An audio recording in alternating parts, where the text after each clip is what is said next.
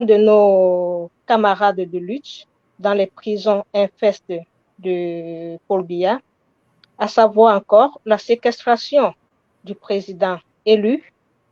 Et on ne va pas oublier nos actions, les actions que les Bobitanap ont menées ces derniers temps. À Paris, que ce soit l'action que nous avons menée à l'église pour chasser le démon de Kicha Cortés et l'action que nous avons menée en collaboration avec la BAS à l'hôtel parisien pour chasser la fille du dictateur Brenda Biya, qui est pour nous comme cette élite camerounaise qui s'approprie des biens du sous-peuple pour mener une vie de luxe.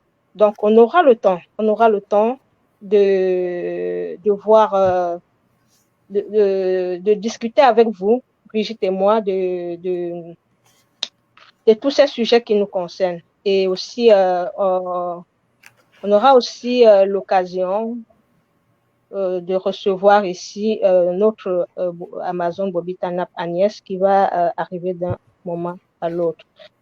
Bon, Genève, comme c'est le sujet, Brigitte, je dirais que Genève, on a eu, c'était combien de jours? 2 jours. 2 jours. Oui, on a eu 2 jours d'intenses activités. Nous sommes arrivés à Genève le vendredi. Et voilà, déjà ce vendredi, on avait une conférence. Et sur place, on a été confronté à une action aussi qui devait avoir lieu au Parlement suisse par rapport à la pétition. À la pétition qui avait été initiée par le député suisse. Donc, on a fait 2 actions le vendredi. On a été donc au Parlement suisse et on a été à la conférence. Vous savez tous pour la pétition. Voilà, on a été là-bas, les Suisses, il y a eu des voix qui ont été pour on appelle ça comment, Brigitte, donc, il y a des députés suisses qui ont voté contre la venue de Paul Biya à Genève. Il y a des députés suisses qui ont voté pour, mais le contre était majoritaire. Mais oui, c'était majoritaire, mais la loi n'est pas passée. La loi n'est pas passée et voilà, c'est un autre combat que nous devons mener. Le député qui a initié cette pétition, il va saisir l'instance supérieure. Donc, oui, donc rien n'est terminé. Donc, la procédure est toujours en cours parce que j'ai entendu certains gens dire que ça a été un échec. Non, ça n'a pas été un échec. La procédure est en cours. Et même, nous les Bobitanap, nous sommes décidés à ce que Biya ne mette plus pied à Genève. Nous sommes décidés. Donc, même la pétition, on s'en fout. Si les Suisses décident que Biya va venir à Genève, nous, Bobitanap, on va dire Biya ne peut plus mettre pied à Genève. Et tant que Biya est à Genève, nous irons tous à l'hôtel Continental. Nous irons tous là-bas le déloger. Il ne peut pas continuer à dilapider les sous des Camerounais pendant que les gens manquent de l'eau, les gens manquent de l'électricité. Genève, c'est ici en Europe. Donc, tant que nous sommes là, tant que les Bobitanap sont ici en Europe, Biya ne pourra plus mettre ses pieds à Genève. Et je vous rappelle même que nous, on a été dans cet hôtel continental ce jour-là. On y était. Et on a rencontré les responsables de cet hôtel. On a rencontré la police suisse la police suisse. Parce que quand nous, on était là, cet hôtel était gardé. Il y avait la police tout autour de cet hôtel. Nous sommes allés dans cet hôtel. On a même demandé à aller prendre un pot, à aller boire un verre dans cet hôtel. Ils nous ont dit, oh, allez dans un autre hôtel, vous n'êtes pas la bienvenue ici. On leur a dit, OK, il n'y a pas de souci. Mais tant que nous aurons des informations selon lesquelles Paul Biya est dans cet hôtel ou un membre de sa famille réside dans cet hôtel, nous reviendrons et nous allons être des milliers de Camerounais et on va les déloger. Donc, c'est pour vous dire que la police suisse, la population de Genève, ils savent que les Bobby Tanap sont sous leur trousse. Et voilà, je ne vais même pas vous parler de l'action de samedi, parce que là, c'était le grand frère. C'était le grand frère. Les Bobby Tanap ont vraiment dérangé. Les policiers, non, Mabri, parle d'abord de la conférence. On va parler de, de samedi. Ok, merci Annie, merci Annie. Je pense que tu as tout dit en ce qui concerne la conférence de Genève. J'ai un peu grand chose à ajouter, sinon dire que ça a été une réussite pour nous. Déjà fait que même si déjà il y a eu la majorité qui ont voté contre pour que ce dictateur arrive en Suisse, c'est déjà bien. Et dans toute chose qui commence, c'est pas facile. C'est qui est sûr que tout va se confirmer bien après, comme le député qui nous soutient a promis. Il va tout faire à son niveau. Moi, je dis Genève, nous nous sommes exprimés et aux yeux du monde entier. On ne le fait pas par plaisir, on ne le fait pas parce qu'on veut, c'est parce qu'on se soucie. On veut lever la voix plus haut pour faire savoir aux gens ce que nous traversons dans nos pays, dans notre chère nation de toutes les façons. Donc, Genève, pour moi, a été une réussite. Bien que j'ai suivi en live et j'ai eu la chance d'intervenir par vidéoconférence. Et ça a été une réussite pour nous, parce que nous avons réussi à nous exprimer. Nous sommes sortis, et pour moi, en un mot dit, Genève a porté des fruits. Genève a vraiment porté des fruits. Et il y en aura encore plusieurs, tant que cette dictature du Cameroun ne change pas. Ben là, je dis que d'une manière ou d'une autre, nous avons réussi notre pari. Nous sommes allés à bout. Les gens d'autres qui ne connaissaient pas ce que le Cameroun vit ont été au courant. Parce que les femmes se sont levées. Et comme je dis régulièrement, la femme qui est la mère de l'humanité, quand elle se lève pour quelque chose, nous avons le Seigneur avec nous. Parce que nous nous levons pourquoi pas. Nous ne voulons pas voir notre peuple dans la souffrance. C'est la raison pour laquelle on se lève pour dire non à toute cette dictature. Genève, ma chère, a été une réussite.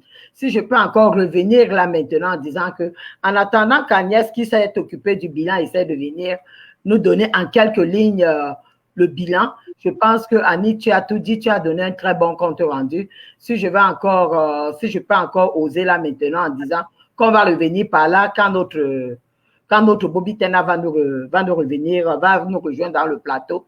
S'il faut rentrer, on ne saurait pas parler sans faire allusion à ce que le 237 est en train de vivre en ce moment. Ça, c'est je ne sais pas, c'est incroyable. C'est incroyable. Ce que nos semblables, pour ceux qui se disent qu'ils sont Camerounais, ce que nos semblables vivent dans les prisons infestes du Cameroun. J'ai lu des trucs à donner la sueur froide. J'ai lu des trucs incroyables.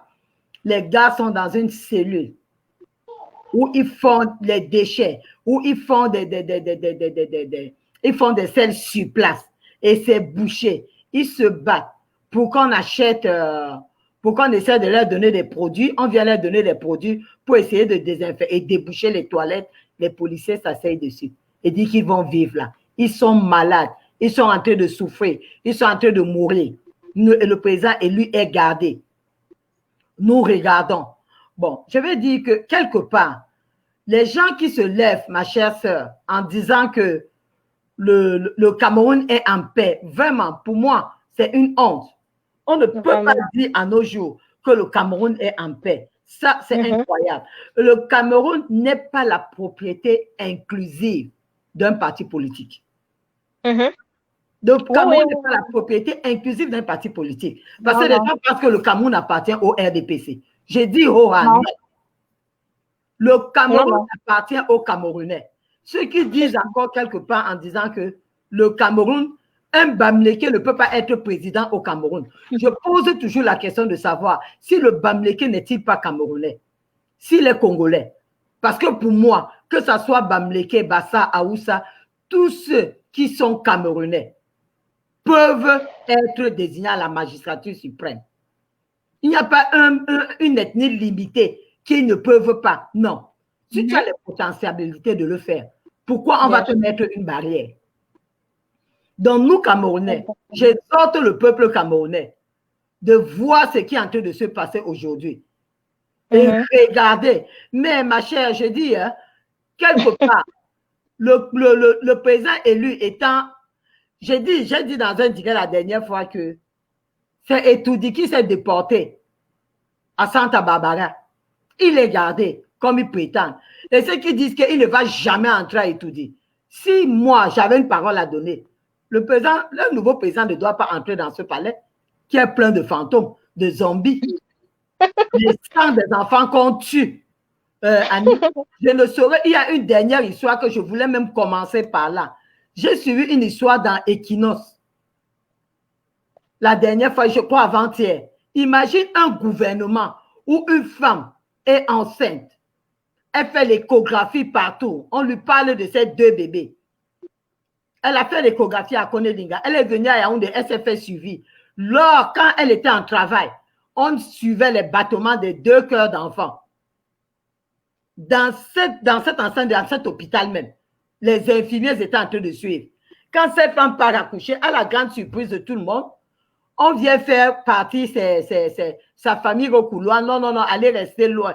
Allez ceci. Parce qu'ils avaient une sale besogne à accomplir. La femme, elle est sur la table d'accouchement. On lui dit non, parce qu'elle suivait une césarienne. Et je pense que comme ici aux États-Unis, ça ne se fait plus comme à l'époque où on le faisait, on pouvait t'endormir et tout. L'anesthésie est maintenant locale. Tu es quand même un peu concerne. Alors, on lui dit de mettre la tête de l'autre côté parce que ça va empêcher la montée de sang ou quoi. Des choses bêtes. Les choses bêtes. Et elle met dans sa tête, c'était une façon de faire extraire l'autre bébé et partir avec le bébé. Et à la fin de l'accouchement, on lui dit qu'elle a donné l'échographie, c'était une erreur. Elle a mis au monde seulement un bébé. Et la femme est consciente qu'elle a donné ses 2 bébés. On a fait disparaître un bébé. Et quand tu vois des choses comme ça, ma chère soeur, toi, tu penses que c'est quoi? Je parle au 237 au Camerounais. Si vous ne vous levez pas pour des choses comme ça, nous n'avons pas encore fini jusqu'aujourd'hui. Vanessa n'a pas retrouvé son enfant. Il y a un autre enfant, ça se passe tous les jours. Que ces gens-là viennent dans les centres hospitaliers. Parfois, ils prennent des enfants pour aller faire leur rite, leur rituel. Et quand on commence les enquêtes, ça n'aboutit jamais parce que c'est des personnalités qui sont au-dessus de cela. Cette femme-là, c'est une de mes... C'est les Bafia où je suis mariée. Je l'ai entendu parler à ça. Elle pleurait qu'elle a besoin de son enfant. Après 15 ans de mariage sans enfant, elle a eu un enfant et voilà, Dieu les a bénis avec les jumeaux. Toi, tu vas vivre sachant que ton enfant est où? Ils sont en train de nous apporter, de nous amener le pays, le Cameroun, à un niveau incroyable. Mais je vais attirer l'attention des gens en disant que ce pays, ce gouvernement dont vous êtes en train de supporter, de près ou de loin, vous allez subir de cela si nous ne nous levons pas pour mettre fin à cette hémorragie dont les Camerounais sont en train de vivre. Tu vas ailleurs, c'est les vols d'enfants. Il y a la petite que j'ai vue encore sur Facebook. On a retrouvé son corps. Je ne vais même pas y en parler. Violée. On l'a touché de tous côtés. Des 2 côtés. On a abusé de cet enfant. Elle a souffert. J'ai vu tellement cet enfant souffrir quand on disait à l'hôpital que j'ai même prié à un moment donné qu'elle rentre dans le royaume des cieux. Oh là là. Ils l'ont enfoncé de tout devant, derrière. Une enfant de quel âge? De 3 ans, de 4 ans. Jusqu'à la petite est partie. Dans quelle société nous réservons à notre future génération? Et ce gouvernement, vous allez voir, les enquêtes n'aboutissent pas. Non, jamais. Il sort de chez elle. Elle a été abusée par 2 policiers. 13 ans. Elle est morte. Donc tu te lèves maintenant, le Cameroun est devenu plus que la cour du roi Péto. On se lève maintenant, on fait tout ce qu'on peut faire. Alors là, mes frères et sœurs, il faut qu'on se lève pour ce pays. Il faut qu'on se batte pour ce pays. Oui, Oui, Brigitte, si je pouvais ajouter quelque chose, tout ceci se résume au fait que, voilà, depuis 2 ans, nous ne sommes plus gouvernés. Nous ne sommes même plus gouvernés parce que avant même on voyait ce monsieur, ce dictateur de Paul Biya, mais aujourd'hui, depuis les élections de 2018, avec son âge avancé, ce monsieur est incapable de gouverner. On ne le voit plus. Le Cameroun n'a plus de président. Je suis désolée, mais il n'y a personne qui dirige ce pays. Autant de faits divers. Si on vient ouvrir seulement un cahier de faits divers de tout ce qui se passe ici au Cameroun, de tout ce qui se passe au Cameroun, on peut passer toute une journée et puis on n'en finit pas. Le peuple doit prendre conscience que notre pays n'est plus dirigé. Moi, je le dis tous les jours. Il est entre les mains d'un groupe d'amis. Il y a un groupe d'amis qui est en train qui a pris le Cameroun en otage pour préserver leurs intérêts. Parce qu'ils savent que si le régime tombe, ils vont perdre tout ce qu'ils ont comme avantage. Et là, ils ne veulent pas. Ils ne veulent pas céder. Et c'est en nous, il revient à nous, les combattants, à nous, les Amazones, d'éduquer le peuple, de montrer aux yeux du monde entier que le peuple camerounais est en train de souffrir. Et c'est ce que nous faisons. Je voulais encore revenir sur Genève pour vous parler de l'action que les Bobitanas ont effectuée le samedi 3 octobre à Genève. Je salue la bravoure de toutes ces femmes-là qui étaient sur le terrain le samedi 3 octobre à Genève sur la place des Nations. Nous étions devant l'ONU. Devant l'ONU.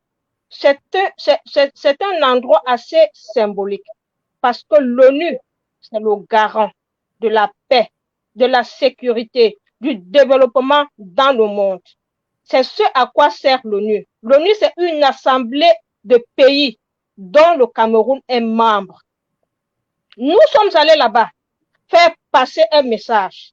Ce samedi, les Bobitanas ont fait courir les policiers de Genève.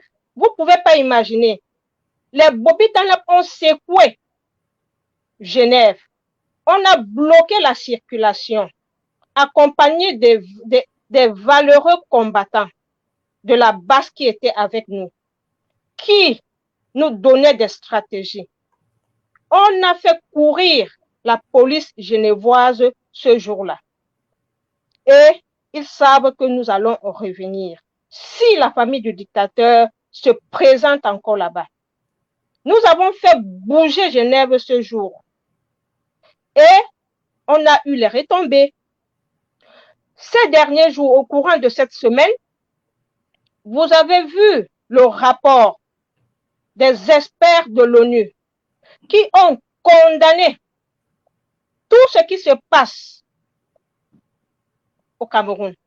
Ils ont condamné, oui, ils ont sorti un rapport sur le Cameroun. Mais vous pensez qu'on allait là-bas pour rien? On n'est pas allé là-bas pour rien. On allait là-bas faire passer, on a déposé une plainte.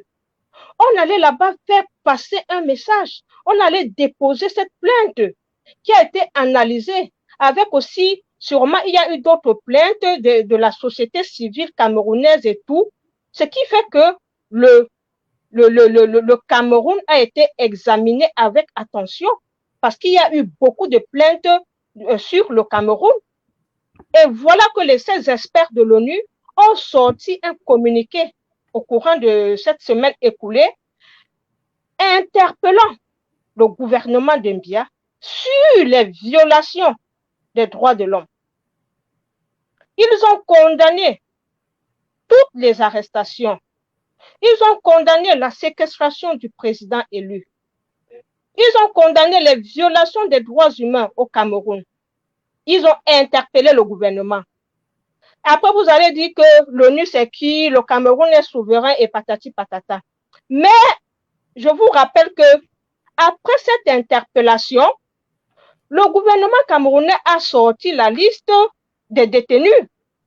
Même comme ce n'est pas, ils n'ont pas donné les bons chiffres selon les avocats. Oui, parce qu'après, on dit que l'ONU, c'est qui? On s'en fout et tout ça. Le Cameroun est souverain et tout. Mais quand le rapport est sorti, le gouvernement de Mbia a tremblé. Ils ont vite fait de sortir les rapports de ceux qui sont dans les prisons, les noms de ceux qui sont dans les prisons. Depuis, on leur a demandé ça. Ils n'ont rien dit à personne parce qu'ils n'ont pas de compte à rendre à la population. Parce que pour eux, ce sont des arrogants, ce sont des seigneurs. Ils n'ont pas de compte à rendre aux petits affamés, camerounais, ils n'ont pas de compte à rendre. Mais quand l'ONU a parlé, parce que nous, les Amazones, Bobby Tanap, on allait déposer cette plainte-là, l'ONU a parlé, l'ONU a dit, hey, faites attention. Faites attention. On nous dit qu'il y a quelque chose qui est en train de se passer dans votre pays. Donc, nous, on a été contents. Nous, les Bobby Tanap, donc, on a été contents de cette action parce qu'elle a produit ses fruits. Aujourd'hui, oui, elle a produit ses fruits. Donc, ce gouvernement est en train d'être scruté, mais un jour, ça prendra fin. Donc, oui, donc c'est ce que je voulais ajouter, Brigitte, par rapport à cette action, à ce séjour de Genève. Donc, on a eu un bon résultat. Et voilà, donc le gouvernement camerounais est sous la sellette. Et voilà, c'est un processus, on ne baisse pas les bras, le combat continue et on est fiers de ce qu'on a fait à Genève, on est très fiers. Ça, c'est bien. Oui, on est très fiers. Les gens pensent que ce que nous sommes en train de faire, c'est on simplifie. Les Bobby Tenab le font, beaucoup de combattants aussi le font.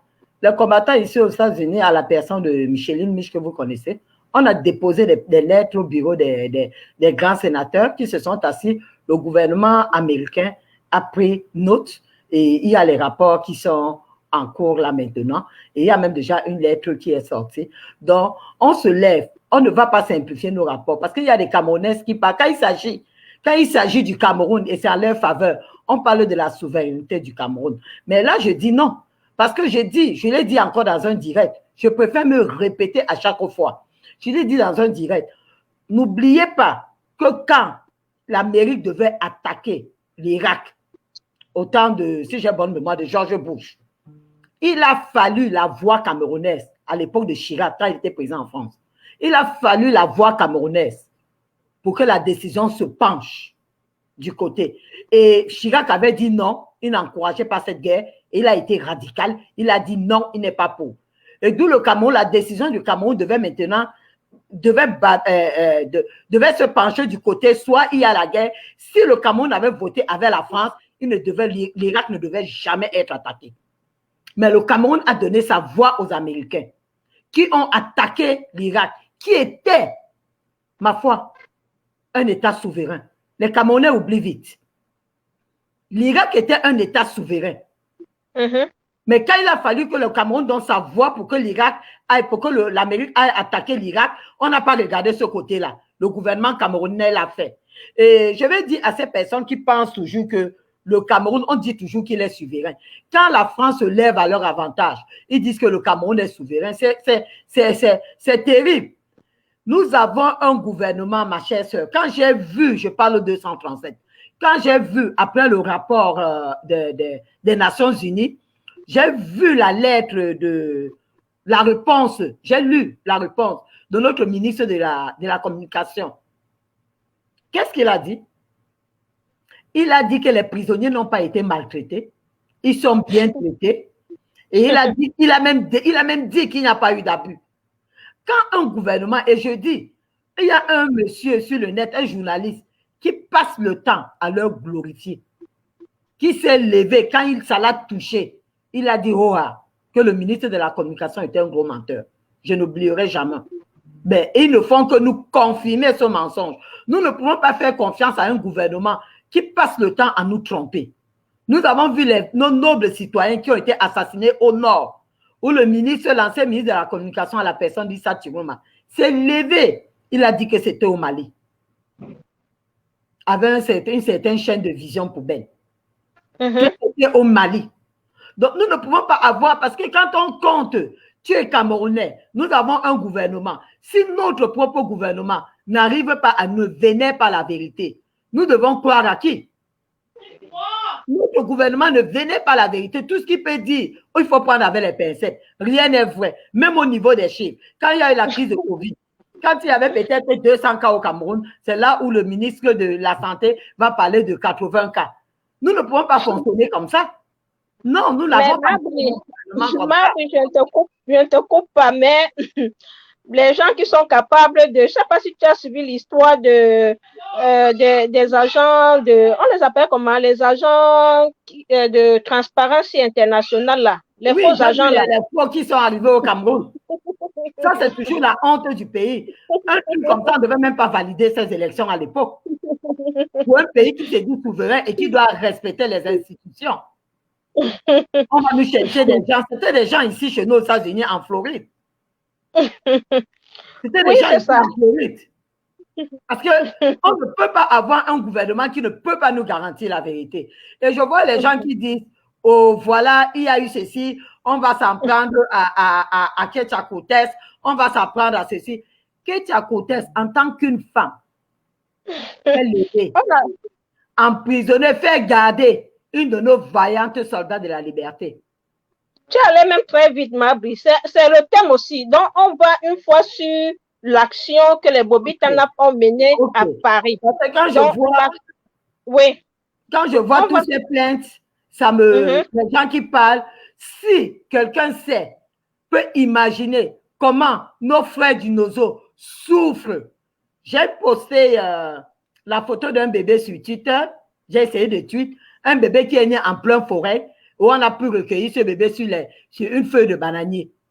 Sur une feuille de bananier. Est-ce que c'est d'un Cameroun pareil que nous avons besoin? Quand tu te couches chez toi, tu dors, tu ouvres ton robinet, tu prépares, tu te laves. Mais est-ce que tu te retournes pour penser que la population qui ne peut pas s'offrir, ne serait-ce que le minimum vital qu'un gouvernement peut offrir à sa population, nous n'en avons pas. Nous n'en avons pas. Nos frères meurent dans les hôpitaux. On vole les enfants dans les hôpitaux. Les gens souffrent parce qu'il n'y a pas de soins. On tue les femmes. On égorge les femmes. On se lève. Nous allons continuer à vénérer ce gouvernement jusqu'à quand?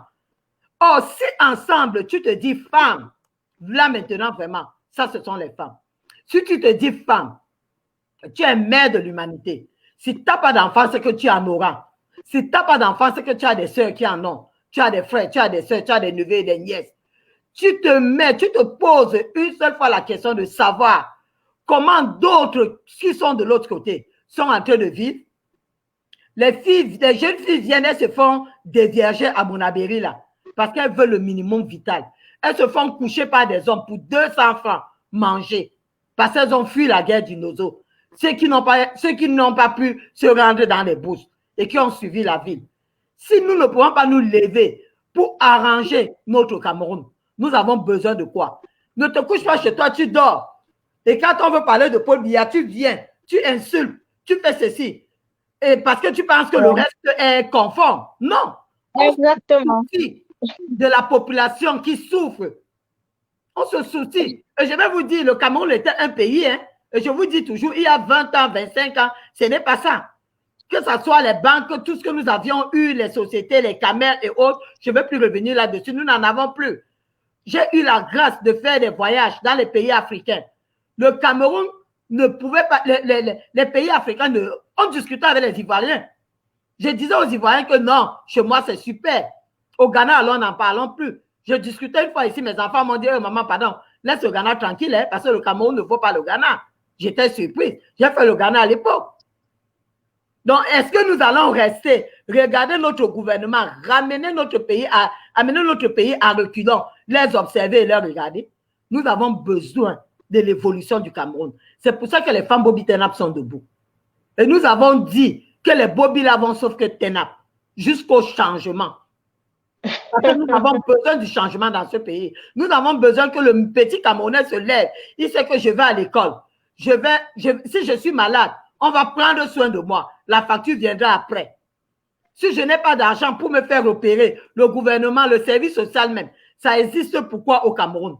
Pour que les gens meurent comme ça. Il n'y a pas de prise en charge. Nous avons besoin qu'un gouvernement se mette. On met sur pied des organismes pareils pour prendre soin de la petite population qui n'a pas le minimum vital, des enfants qui veulent aller à l'école. La honte du Cameroun encore est venue, la honte de ce gouvernement est venue encore nous montrer, étaler l'ENAM, que ce n'est pas le mérite qui mène à l'ENAM. Ce n'est pas le mérite. Mais Mabri, ça te surprend, l'ENAM depuis des années, ça n'a jamais été le mérite. Je suis désolée. L'ENAM n'a jamais été le mérite.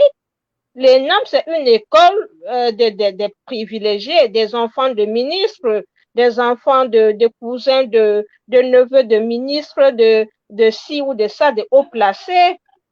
Je ne sais pas pourquoi même aujourd'hui on s'offusque même de ça. Ça fait au moins 10 ans, à ma connaissance. L'ENAM n'a jamais, moi j'ai fait Yaoundé, j'ai fait l'ENAM et tout. L'ENAM n'a jamais été l'école de mérite.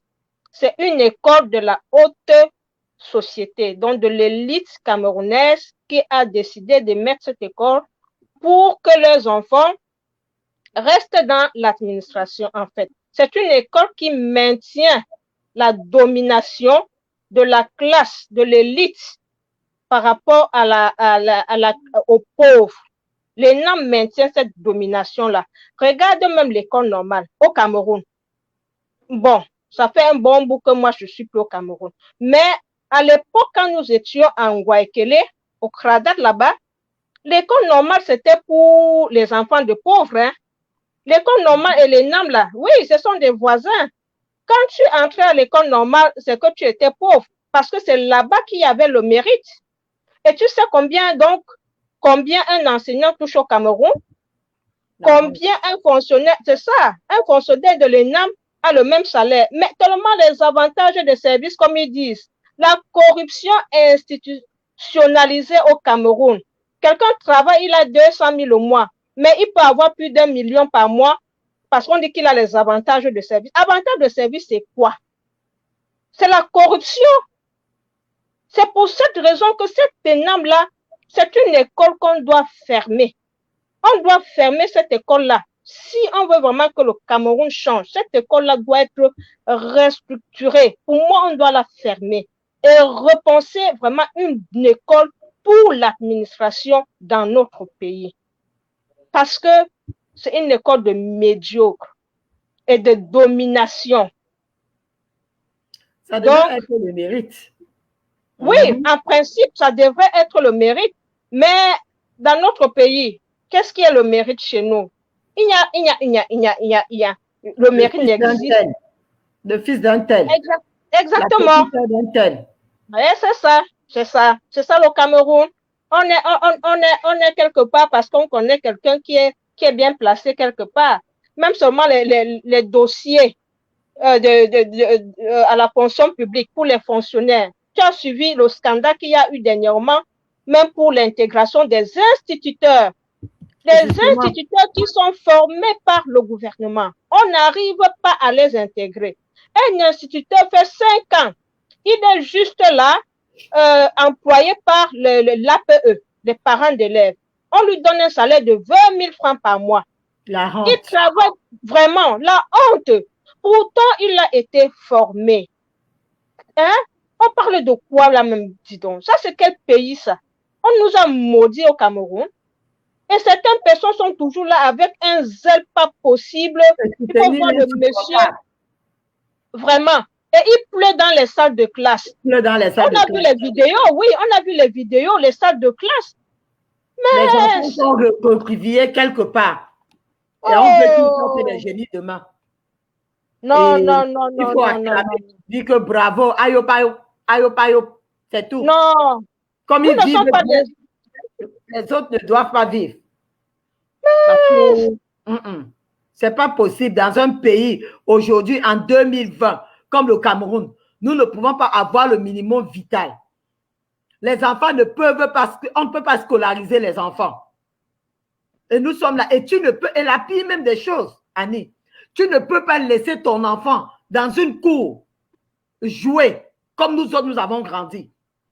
On se mettait là, nous pouvons jouer et laisser les enfants. On pouvait jouer, maman n'a même pas le temps. Elle a la cuisine en train de faire la cuisine. Soit elle est en train de prendre soin de la maison, nous sommes en train de jouer. Elle sait que si tu n'es pas chez elle, tu es chez le voisin, tu es dans la cour à côté. C'est comme ça que nous avons grandi.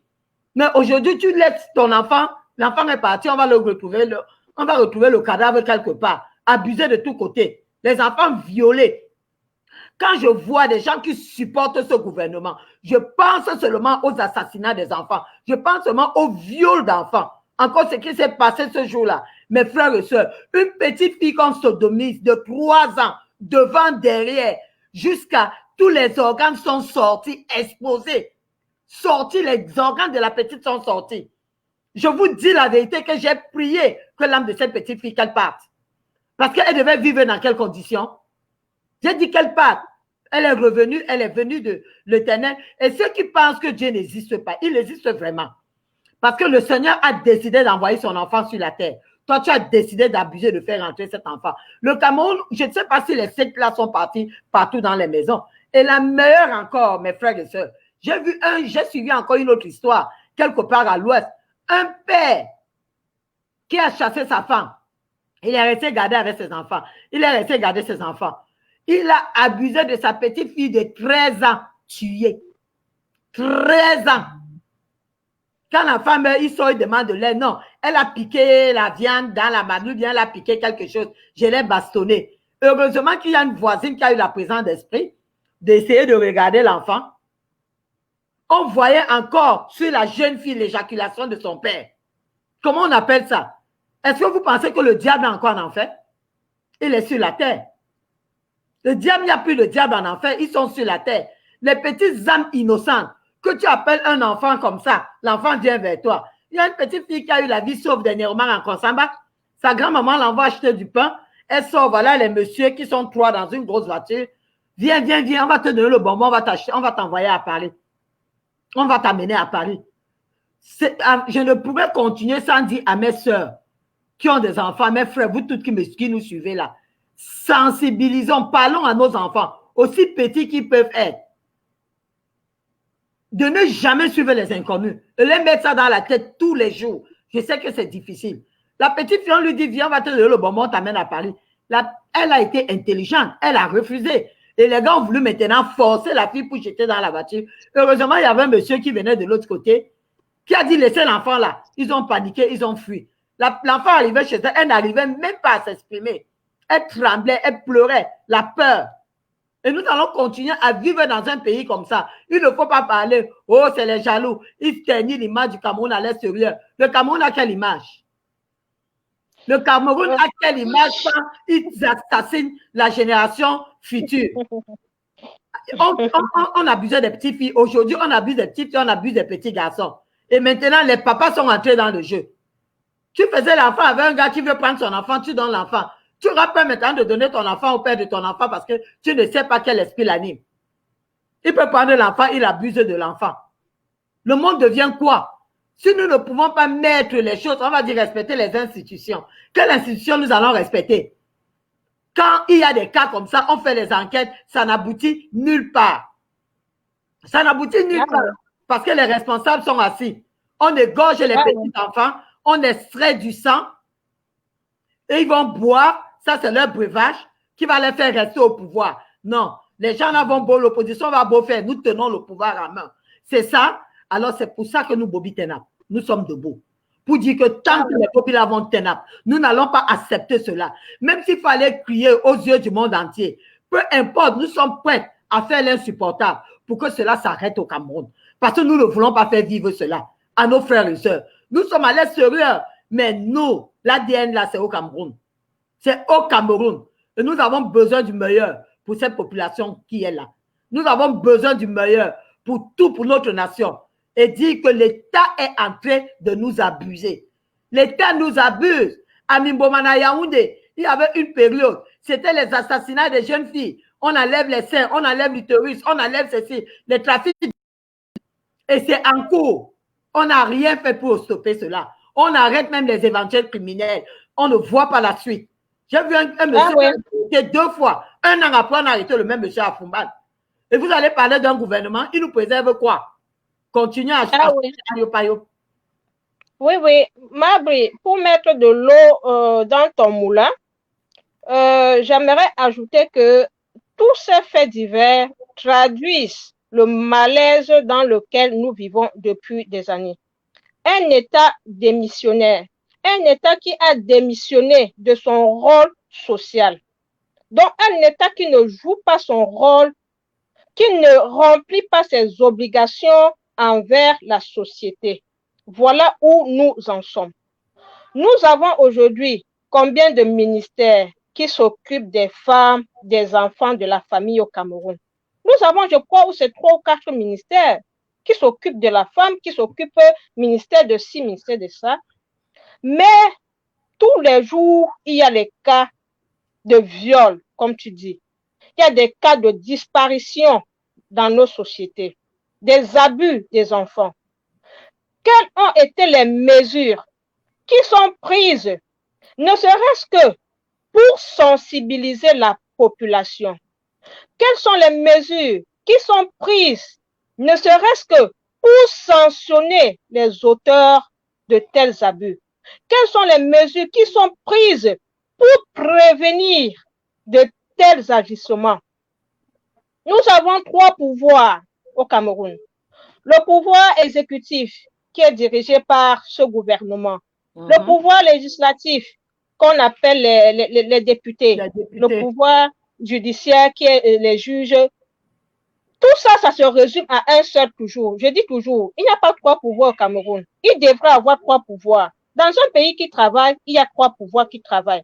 Et quand on va au Cameroun, rien n'avance parce qu'on a un seul pouvoir. L'exécutif. Oui, l'exécutif là, il absorbe le législatif et le judiciaire. Parce que les députés, nous avons combien de députés RDPC? C'est pour cette raison que Moïse Kamto a demandé de ne pas aller aux élections. Parce que ça ne sert à rien qu'on ait une majorité absolue de députés au Parlement et qu'on pense que les choses peuvent changer. Parce que qu'est-ce qui fait changer la société? Ce sont les lois que les députés votent qui peuvent faire évoluer la société. Si déjà les députés ne peuvent même pas, les députés de l'opposition, si les élections sont déjà fraudées, ça veut dire que depuis des années que nous sommes là, que John Fundi, même quand John Fundi combattait, c'était toujours les députés du RDPC qui étaient toujours au Parlement. Ça fait 38 ans, c'est les mêmes personnes qui sont au Parlement. Et comment est-ce qu'on va vivre dans un pays, quelque chose va changer? Les pseudo-opposants que je vois, des pseudo-députés que je vois gesticuler, qui de l'opposition, qui se disent de l'opposition là, qui sont allés aux élections, aux dernières élections que nous avons boycottées. 15 millions. Oui, ces pseudo-députés, qu'est-ce qu'ils font? Ils sont là pour distraire. Il y a une autre qui a fait une vidéo là pour dire que ça fait le tour de la toile, que la CRTV, c'est une chaîne qui n'est pas écoutée. Mais qu'est-ce qu'on a à foutre? On a les problèmes de société plus urgentes, plus interpellants pour un député que ce problème de la CRTV. Nous avons, comme tu dis, ces problèmes de viol, ces problèmes d'enlèvement d'enfants. Nous, en tant que femmes, ça doit nous interpeller. Le problème des déplacés, de toutes ces femmes du Nozo qui se retrouvent prostituées dans nos grandes villes parce qu'elles n'ont pas choisi, mais elles sont obligées de le faire pour survivre. Et ça se passe sous nos yeux. Toutes ces femmes députées-là, c'est pas leur problème, quoi. C'est pas leur souci. En tant que femmes, la situation des femmes devrait les interpeller. Mais ça ne les interpelle pas. On a grandi, on nous a habitués dans un système où la distraction est la règle. Les gens sont là seulement pour faire leur one-man show, pour se moquer du peuple. Et on se dit député et voilà. C'est le peuple qui est toujours je me en pose la train question de savoir si certaines personnes savent le rôle d'un député. Parce que les gens pensent que la décision, le député est investi par le peuple. Est investi par le peuple. Ceux qui pensent que le gouvernement, le pouvoir, c'est le peuple. C'est le peuple. Et le député est là pour représenter valablement le peuple. Mais au Cameroun, ce n'est plus ça. On ne doit, parce que tu dois être proche, le député est proche de son peuple, qui va vers son peuple, voir ce qui ne va pas et ramener ça à l'Assemblée pour les lois. Oui. Mais ça, ce n'est pas ce qui se passe au Cameroun. Je vais vous ramener un peu derrière, Annie. Je ramène un peu les gens derrière parce que j'ai eu la grâce. J'ai commencé mon opposition dans les années 90. Et je reviens. Je ne ferai jamais un direct sans faire peut-être un petit combat. Cette histoire, le Cameroun devait être autre chose aujourd'hui. Parce qu'en 90, avant quand M. Fondi a refusé à l'époque d'aller aux législatives, à l'époque de Samuel Lebois, il a refusé. Pourtant, ils se sont entendus qu'ils vont y aller. Samuel Lebois est parti, c'était à la tripartite à Yaoundé. Samuel Lebois lui a dit, allons-y, parce que nous avons besoin de changer les choses au Cameroun. À l'époque, il a dit non. On ne sait pas pourquoi. Pourtant, 2 amis venaient de s'attendre à l'extérieur là. Je vous dis pas ce que on m'a dit, je vous dis ce que j'ai vécu. Donc, il rentre encore dans la salle au palais de congrès. Qu'est-ce qui se passe quand Samuel Lebois dit oui? Foudi, à l'instant T, quand lui pense la parole, il dit non et il sort pour dire que Samuel Lebois a vendu. Et bien après, il n'est pas parti aux élections. L'opposition a quand même eu la majorité absolue. Il y a eu quand même un monsieur qui est sorti, je ne sais pas si on peut l'appeler, Tintama, quand je pense ce qui est devenu le Cameroun aujourd'hui, parce que ce que nous vivons aujourd'hui, il a une très grande responsabilité à l'extérieur. Foudi avait ses raisons de ne pas aller aux élections. Mais lui, il a eu la responsabilité. Un certain Dakolé Daïssa, il a été à l'époque, quand nous on grandissait, il était l'ancien directeur général de la SOTU. Peut-être vous n'avez pas connu la SOTU, vous étiez encore petit.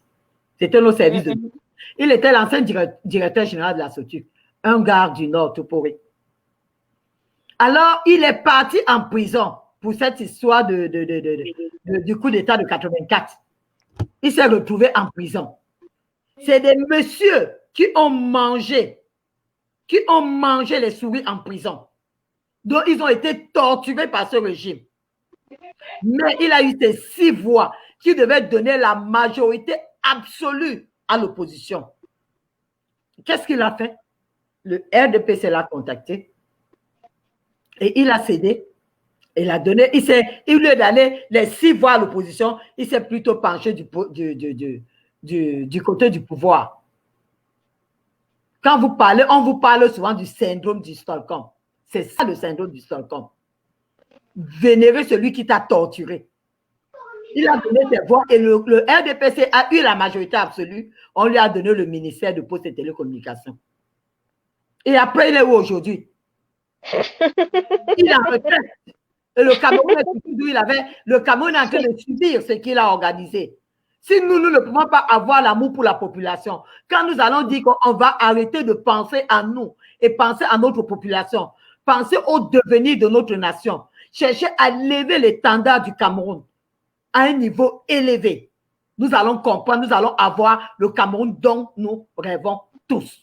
Pour que les gens ne peuvent pas faire des sacrifices.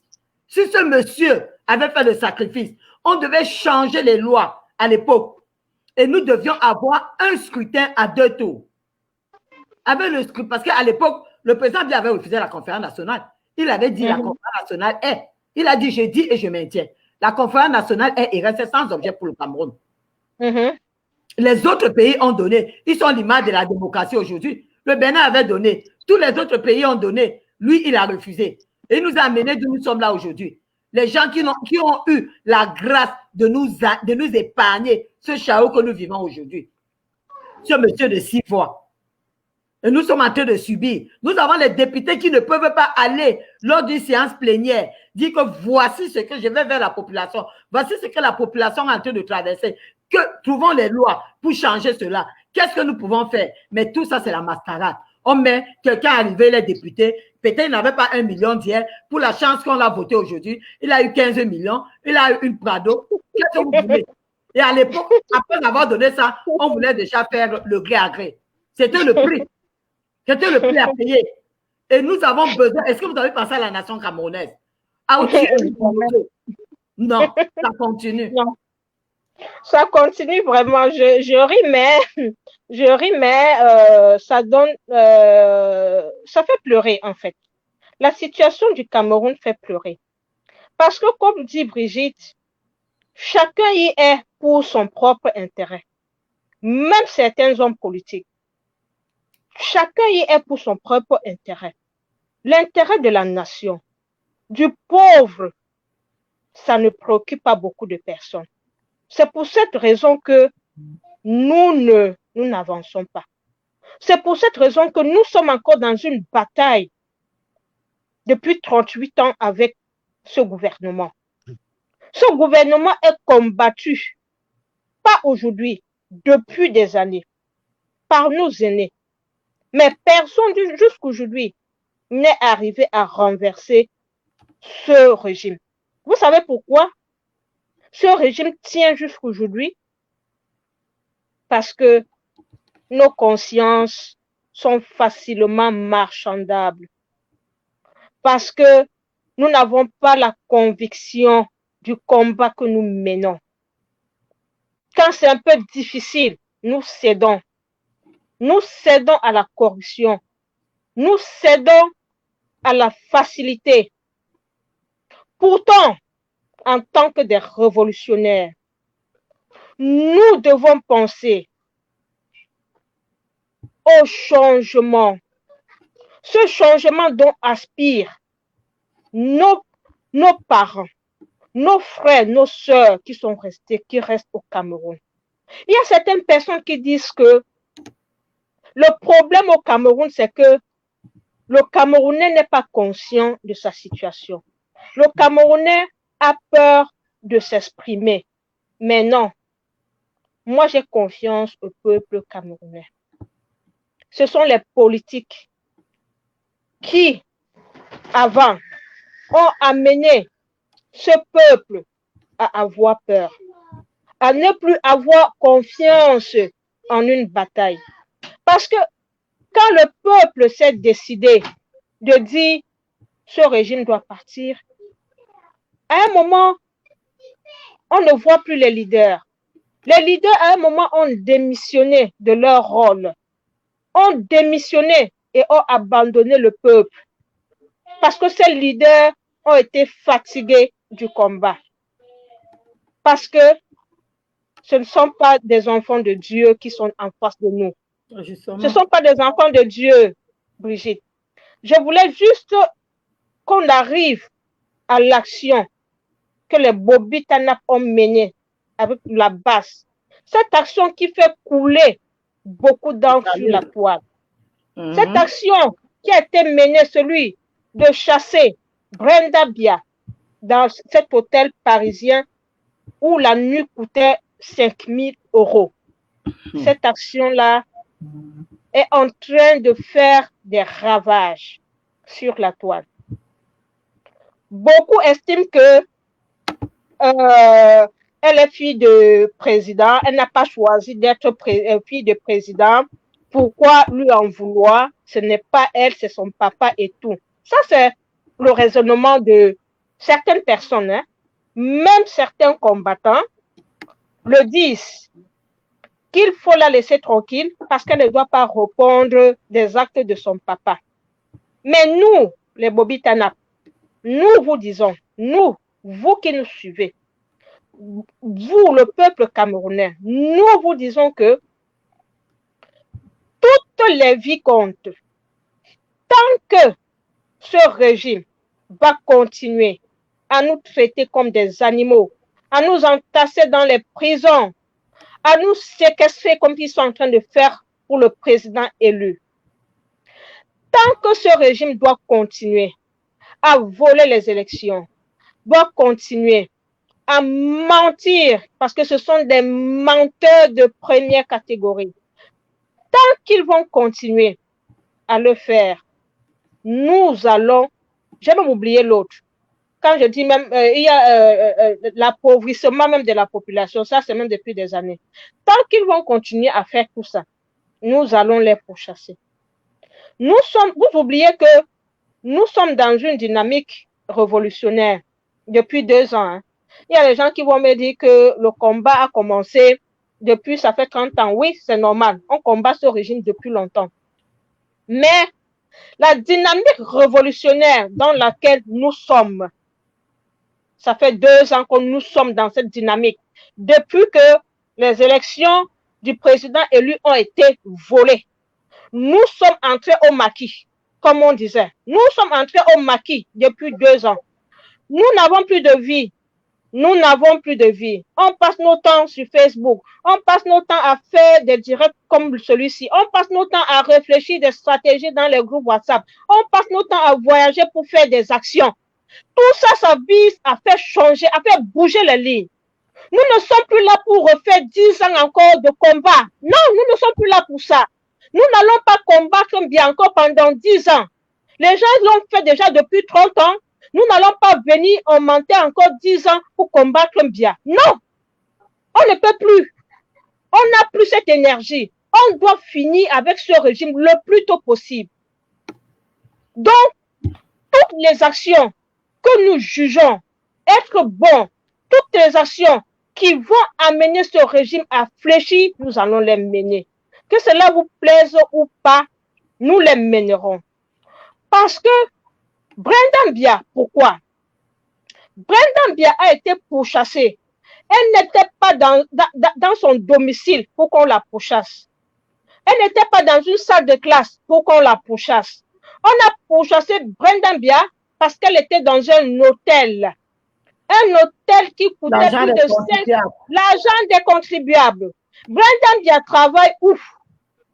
Pour dépenser 5 000 € par jour. Elle travaille où? Par jour. Par jour. Et vous voulez nous apprendre quoi? Vous voulez nous dire quoi? Non, ce n'est pas possible.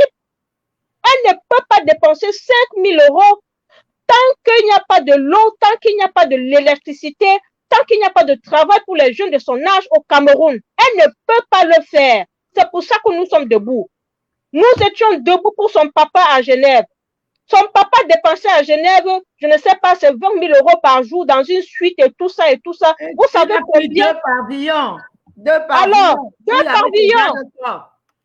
Ben, attends un peu, Annie, quand je parle de cette histoire, quand les gens parlent de cette fille de chef de l'État, moi, c'est une petite, c'est une enfant. Je suis une maman, je comprends. C'est une enfant. Mais ça ne lui donne pas le droit d'aller dépenser l'argent des contribuables. On n'a pas porté la main sur la petite. C'est une enfant, c'est vrai. Elle n'a pas choisi de naître avec ses parents dans cette famille-là. C'est une enfant. Quand elle a eu ses problèmes de, je ne sais pas si on peut appeler ça de stress ou n'importe quoi, moi, ça m'a fait la peine sur Facebook. Quand je voyais un peu les scènes, tout ce qui se passait, je disais, c'est une enfant. Elle n'a pas choisi cela. Elle me fait de la peine à la longue. Mais les gens n'ont pas dit, parce que les gens font comme si on a tiré, les gens sont partis cogner sur elle ou faire quelque chose. Non, c'est une enfant. Elle a été protégée. Je ne pense pas que si c'était quelqu'un comme Ketia Koutes qui était là-bas, ou bien c'est qu'on a fait, les Calibis ont fait celui de Vision Poubelle à l'époque, on ne devait pas leur donner 2 jours qu'elle trouve le temps pour partir. Justement, c'est parce que c'est une enfant qu'on a demandé qu'elle essaie de libérer. 5 000 € par jour. Combien de Camerounais dorment affamés? Combien de Camerounais n'ont pas? Et ce n'est pas l'argent, ils ne travaillent pas. Elle travaille quoi pour avoir 5 000 € par jour? C'est l'argent de contribuables camerounais. Dans les pays développés, le chef d'État a un salaire. Oui, dans les pays développés. Tu ne peux pas te permettre parce que tu es chef de l'État, mais c'est une honte pour le Cameroun et ceux qui supportent cela. Nous avons vu dernièrement ce qui se passe sur le net. L'ancien ambassadeur Guinée, ce qu'il a fait de sa copine, l'argent des contribuables camerounais. Il fait la prise en charge avec l'argent des contribuables camerounais, de sa concubine, où le gouvernement camerounais doit payer la facture. Tous ces abus, là, vraiment, essayons d'arrêter. Les gars de la banque ne sont pas non, On n'accepterait pas, c'est notre enfant. Moi, c'est ma fille, c'est une petite fille. Mais quand elle est dit qu'elle est seule dans un... Et si elle est là, quand vous parlez même 5 000 euros, tu penses qu'on va la laisser, c'est plus que 5 000 euros. Parce qu'elle doit avoir les gardes qui dorment aussi là. Elle ne marche pas sans les gardes-corps. Elle ne marche pas sans les gardes-corps. Combien de Camerounais dans ma famille? Combien de Camerounais meurent à l'hôpital comme la petite jeune soldat qui est décédée parce qu'il n'avait pas d'oxygène? Même cela, on pouvait ravitailler nos hôpitaux avec. On ne le fait pas parce qu'on en veut à cette petite fille innocente pour rien. C'est une innocente. Mais on le fait pour dire que cet argent-là doit servir au Cameroun. Nous sommes déjà fatigués que ces gens-là viennent flamber cet argent pour rien. Ils vont sortir avec peut-être une chaîne de 4-5 garde-corps. Et il faut dépenser des millions comme ça. Quand le Cameroun est en train de souffrir. Ne serait-ce que le matériel, quand il y a eu le Covid ici, quand il y a eu la pandémie, ils n'ont rien débouché pour cela. Ils ont fait quoi? Ils n'avaient pas d'argent. On attendait l'ordre du chef de l'État. Nous avons vu les voisins, les pays d'à côté, où le gouvernement donnait 5 milliards de francs pour la nuit du Covid. Oui, oui. Pour une nuit, 3 000 euros, pas 3 000 euros. Ils ont même 10 000 euros parce qu'il y a des gardes-corps qui dorment là. Ça veut dire qu'elle dépense combien? Qui ne peut pas servir dans un hôpital. À l'hôpital général, tu iras, il n'y a pas le matériel. On dit hôpital de référence. Nous avons beaucoup de choses à faire avec l'argent des contribuables camerounais. Le problème de Bobby Tenab, ce n'est pas la personne de X ou de Y. Les Bobby Tenab ne peuvent pas marcher en route, trouver quelqu'un en train d'agresser Chantal Biya, la petite Brenda Biya, et laisser qu'on l'agresse. Non. Moi, en ce qui me concerne, je ne peux pas laisser que cet enfant se fasse agresser. C'est une enfant. Mais nous parlons de l'argent des contribuables camerounais. Il faut savoir faire la part des choses. Je dis, oh, ils sont partis, pourquoi ils envoient à cet enfant? Non, cet argent-là doit servir au Cameroun. Qu'ils apprennent, on a décidé, chaque fois qu'ils vont sortir pour dépenser notre argent à l'extérieur, on va arrêter cela. Faites exactement. Au Cameroun. Construisez les centres de santé. Allez trouver une solution pour les enfants du Nozo. S'il y avait même les déportés, comment s'occuper d'eux? Moi, j'ai vu des personnes privées prendre soin des déportés, où il fallait se débrouiller pour avoir la nourriture. L'État, quel est le rôle du service social au Cameroun? Du service social. Tous ces déportés, les petites filles qui se font prostituer aujourd'hui au Cameroun, qui sortent du Nozo, le gouvernement devait prendre soin d'eux, les envoyer à l'école, les nourrir, pour éviter cela. Et quand ils viennent se prostituer, de l'autre côté, ça ne s'arrête pas là, hein, il y a les retombées. Bien sûr. Il y a la propagation du sida. Il y a la propagation du sida. Donc, il y a beaucoup de choses. Tu vas rester chez toi, dire que ça ne te concerne pas. Ce sont les anglophones. Si tu as un mari volage, il va aller coucher avec une femme là-bas dehors, qui a eu l'exemple avec un yon qui est avec ses enfants-là hier, et le sida viendra te trouver. On ne sait jamais d'où ça vient. Donc, tous ceux qui veulent rester indifférents à ce problème-là, tôt ou tard, vous serez connectés d'une manière ou d'une autre. C'est pour ça que les Bobby Tenab se lèvent pour dire non, nous sommes contre cela. Ces dépenses-là, l'argent qui vient flamber à l'extérieur, on doit faire réaliser les choses au Cameroun. Nous devions réaliser les choses au Cameroun. Nous sommes fatigués de ce gouvernement irresponsable avec une gestion floue, hasardeuse. Nous ne voulons... Irresponsable. Ah oui, nous ne voulons plus de cela. Manger alors cet argent au Cameroun, dépenser cela au Cameroun, pas à l'Occident. Parce qu'à l'Occident, vous allez faire les Bobby Tenab. Ah oui, comme dit Brigitte, vous allez désormais nous trouver sur votre chemin. Parce que les Bobby Tenab, ce sont des guerrières. Ce sont des guerrières qui se sont levées pour lutter contre l'injustice. Donc, nous sommes pour une justice sociale. Nous sommes un peu comme les partisans de Karl Marx, si vous avez compris, Karl Marx. Karl Marx, c'était un révolutionnaire. Oui. Parce qu'il avait constaté dans la société qu'il y avait les riches, qu'il appelait les bourgeois, qui passaient leur temps à exploiter les pauvres, qu'il appelait à l'époque les prolétaires. Aujourd'hui, nous sommes en face de l'élite politique RDPC qui est dans notre pays, que je peux qualifier un peu comme ces riches,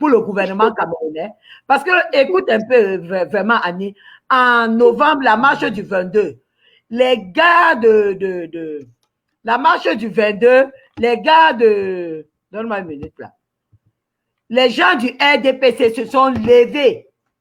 Ils se sont levés. Ils ont marché. Ils ont eu l'autorisation de marcher contre la marche du 22. Je crois 2 jours avant. L'autorisation a été donnée. Avant cela, ils ont marché pour aller protester devant l'ambassade de France. Quel est ce pays? Même vous, quand quelque part, il faut être quelqu'un. Soyez un peu conscient. Soyez un peu d'abord juste avec vous-même. Oui, parce que ne vous levez pas aveuglement dans la bêtise pour supporter l'insupportable. Essayez de faire la part des choses. Vous vous levez. Et je dis toujours, je continue toujours à dire cette histoire de 71%. Si vous avez gagné avec 71%, demandez à vos 71% de rester à la maison. C'est tout. L'information va passer. Laissez ceux qui se sentent lésés. La minorité marcher. On va voir cette minorité qui marche. Vous avez eu 71%. Mais quand eux, ils veulent marcher, quel est ce gouvernement-là? Ceux qui disent Ayopayobla, honte à vous. Je vous le dis, honte à vous. Parce que moi, j'ai vu des gens qui m'ont dit carrément que la marche a échoué. Quelle marche a échoué? Les gens se lèvent pour marcher. Vous vous levez. Vous envoyez les chars de guerre. Comme si on allait lutter, nous étions au Koweït à l'époque. Les chars de guerre. Les mamiwatas étaient dans toutes les rues. Et un pays qui n'a même pas ils n'ont pas de, je ne sais pas, ils n'ont pas de leadership. Pourquoi? Parce que j'ai vu un semblant de marche en Dokoti où la population était face à la police. Les policiers qui avaient les boucliers, qui bloquaient seulement aux marcheurs de passer. Ils n'arrêtaient pas. J'ai dit, OK, là au moins ça promet. J'ai dit, ça va. S'il peut seulement les empêcher et que les gars sont là. Mais quelques temps après, il y a une autre vague dont l'ordre a outrepassé celui-là. Est venu seulement demander d'arrêter de pourchasser, donner les lacrymogènes partout. Quel est ce pays que tu ne peux pas t'exprimer? Marcher, c'est un droit constitutionnel. Vous qui chantez tous les jours, c'est un droit constitutionnel. Si tu acceptes la démocratie dans un pays, à l'époque encore du Parti uni, je devais comprendre que, bon, voilà, on parlait de l'UNC qui avait un parti politique, qui avait le seul parti politique. Mais où vous avez accepté le multipartisme, vous avez tout accepté. Les gens ont le droit de se lever et de dire non. Le multipartisme va de pair. Dans la démocratie, tout ça, ça va de pair avec la liberté d'expression. Vous devez vous lever et dire ce que vous pensez. Et si votre peuple ne se lève pas pour dire le ras le bol, comment vous allez savoir si vous travaillez bien ou pas pour ce gouvernement de torpilleur, pour ce gouvernement dictatorial? Mais comment vous allez savoir que vous gérez, que vous faites, vous avez l'habitude de faire les erreurs? Comment ça se passe? On va toujours acclamer et dans cette acclamation, vous allez continuer dans la bêtise. Ceux qui disent que la marche du 22 n'a pas marché, n'a pas réussi. Vous avez laissé les gens sortir. Les gens sont en train de payer les pots cassés jusqu'à aujourd'hui. Annie, je vais te raconter l'histoire qui m'a fait mal. Il y a un monsieur de Ndiki qui avait seulement son enfant unique, je crois, si j'ai bien lu l'histoire. Cet enfant est sorti pour la marche. On a arrêté son enfant. Et il a tout fait, rien. Il est entré dans une grève de faim pour la libération de son enfant. Il est décédé. Ce cher citoyen est décédé. On a transporté son corps en Ndiki, dans le BAM. Son fils est toujours gardé. Et il y a un certain colonel Bankoui qui a l'audace de menacer les nobles citoyens. Lui qui a eu à assassiner le rival, son soi-disant, le monsieur n'était même pas son rival. Parce que j'étais encore au Cameroun à l'époque. Il assassine son ami qui a dit, OK, attends-moi à la maison, j'arrive. Le monsieur était à la maison en train d'attendre. Il vient dire qu'il a surpris sa femme avec son ami. Il a fait assassiner ce jeune officier Bamoun. Oh là là. Et qu'est-ce que le gouvernement a fait? On l'a muté quelque part après pour augmenter la grade. Un gouvernement que quand tu tues quelqu'un, tu es élevé après. Nous avons vu le sous-préfet à Kribi. Quand tu tues quelqu'un, tu es élevé. Nous avons vu le commandant, la dame à Bafoussam. qui a tué le jeune étudiant en pharmacie? Quel est ce gouvernement qui est seulement en train de promouvoir les tueries? Et vous allez supporter qui promouvoit les tueries. Ils passent leur temps, le gouvernement passe son temps à promouvoir tous ceux qui peuvent tuer. Et nous allons continuer dans cette optique-là. Et nous allons acclamer avec vous, nous, Bobby Tenap, nous disons non aux abus de ce gouvernement dictatorial. Et nous allons dire non, et les Bobby vont Tenap jusqu'à ce que ce gouvernement-là tombe. Et nous avons cette détermination-là. Nous sommes déterminés à arriver jusqu'au bout. Nous sommes fatigués de voir notre peuple souffrir. On arrête les nobles citoyens qui se sont levés dans une marche pacifique. Ils n'avaient rien à la main. On les torpille. Le Banque dit, vous allez souffrir. Si M. Kamto prend le pouvoir, vous allez voir ce qu'on va vous faire ici. Vous allez voir. Voilà les menaces qu'il va faire, qu'il va dire, donner aux gars qui sont au sein. On est venu dans la maison de Bibou Missak, l'arrêter chez lui devant sa femme et ses enfants. Oui, ils l'ont arrêté devant sa femme et ses enfants. Le traumatisme est où pour ces enfants-là? Le professeur Foguet se lève pour aller voir ce qui ne va pas chez le président élu. Il se fait arrêter. Mais c'est quel pouvoir ça, non? C'est quel pouvoir ça? Vous qui supportez, vous supportez l'insupportable. Ce n'est pas ça la gestion d'un gouvernement. Le gouvernement est pour la population. Moi, j'ai vu dans les pays où les présidents ont compris qu'ils étaient personne à non grata. Ils sont partis, ils ont demandé qu'ils sont prêts à partir, que je ne me présente pas. Mais bien sûr. Vous pensez qu'en 38 ans de pouvoir, ce monsieur nous a amenés au chaos. Vous pensez que c'est en quelques années qu'il va changer, il va changer le code du Cameroun? Il a pris ses ministres, il a jeté en prison parce qu'ils ont été intentés à son pouvoir, pas parce qu'ils ont volé de l'argent. Non. Oui. Il les a mis en prison. Il est la seule en 38 ans. Et nous sommes tous d'accord qu'aujourd'hui, il ne gère plus. Certaines personnes se sont accaparées de ce pouvoir. Nous ne savions pas. Parce que la manière que j'ai vu sa femme lors d'une sortie, nous savons qu'il y a plusieurs soucis qui sortent à la place du président Biya. Et la dernière fois que Biya est sorti, il y a eu une sortie où le pantalon est tombé directement devant les gens. Nous avons vu une sortie, la première dame était en train de le ramener à la maison, à la raison, que va de ce côté, va comme ça. Elle le soutenait. Vous pensez que c'est quelqu'un qui a encore la matière grise pour ce pouvoir? Il ne peut plus. Le monsieur Ferdinand Ngongo s'est accaparé de ce pouvoir. C'est lui qui tient les pédales. Et de l'autre côté, ça ne va pas entre monsieur Ngongo et le ministre Laurent Lesso et le ministre John Goutet. Ça ne va pas entre eux. Et le Ferdinand Ngongo sait que les autres connaissent la vérité. Il voulait depuis faire... il devait faire les nominations depuis, ça n'a pas eu lieu. Pourquoi? Parce qu'ils savent que s'il essaie de faire une nomination, les autres avec qui ils ne s'entendent pas savent que ça ne vient pas du président. Voilà d'où le gouvernement camerounais est en statu quo. Il ne bouge pas. Ils sont en train de réfléchir. L'échappatoire, il n'y en a pas. Il ne peut pas faire les nominations dans le gouvernement en ce moment. Le ministre Ngongo, le ministre Esso connaît la vérité. Le premier ministre connaît la vérité. Paul Biya ne jouit plus de ses facultés de gestion. Bien sûr, Brigitte. Moi, j'ai seulement dit qu'il est même en captivité dans ce palais où Ferdinand Ngongo s'est accaparé de ce pouvoir. Et nous avons vu la retombée. Vous avez vu les miens. Si c'est comme ça, l'ENAM, si c'est comme ça que les choses vont se gérer au Cameroun, ça veut dire que vous qui supportez ce pouvoir-là, si on vous laisse faire, c'est que notre pays est dans la mer et face un iceberg directement. Ah oui, c'est ça.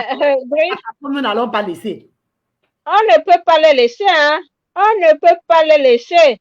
Parce que tous ceux qui supportent ce pouvoir, j'ai toujours dit ça, ce sont ceux ou celles qui ont leurs intérêts à protéger. Ce sont ceux ou celles qui ont leurs intérêts à protéger. Ce sont ces personnes qui supportent encore ce pouvoir. Une personne lucide qui n'a pas d'intérêt à protéger au pouvoir, dans ce pouvoir de Yaoundé, ne peut pas soutenir le régime pour le moment. Peut-être avant, c'était possible. Mais un Camerounais normal ne peut pas soutenir le régime de Biya. Non, parce qu'il y a beaucoup de raisons pour que le peuple en finisse une fois avec ce régime. Tu as vu tout à l'heure, il y a quelques heures là, j'ai lu ça sur les réseaux sociaux. On a dit quoi, les habitants d'un village là, où c'est Meyomé Sala, je sais pas, un quartier de Yaoundé, qui ont écrit, qui ont soutenu Brenda Biya et ont demandé de l'aide, je crois que c'est 25 millions pour protéger Brenda Biya. Donc, ils ont soumis leur lettre, leur demande, afin que le gouvernement les aide à protéger Brenda Biya. Donc, tu comprends que dans ce Cameroun, chacun est là pour chercher où il va.